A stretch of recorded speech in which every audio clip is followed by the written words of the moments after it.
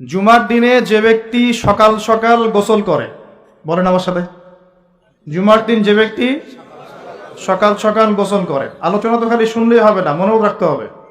এই জন্য আমার সাথে বললে মনে থাকবে ইনশাআল্লাহ।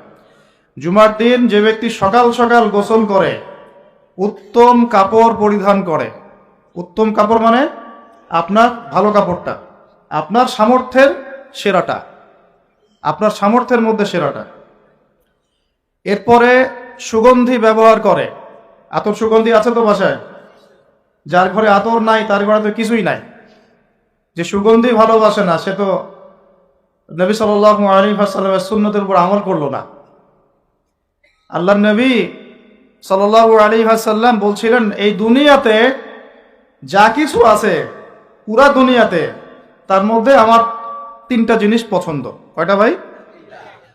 এক নাম্বার সলাহ, এক নাম্বার নামাজ। এটা আমার চোখের শীতলতা। নামাজ দাঁড়ালে আমার হৃদয় শান্ত হয়, চোখ ঠান্ডা হয়ে যায়। এটা নবী সাল্লাল্লাহু আলাইহি ওয়াসাল্লামের পছন্দের। ওইটাই এখন উম্মত আদায় করে না, তো সেই উম্মত মাইর খাবে না তো কে মাইর খাবে? কথা বলেন। যে উম্মত নামাজ পড়ে না সেই উম্মত মাইর খাবে না তো কে মাইর খাবে?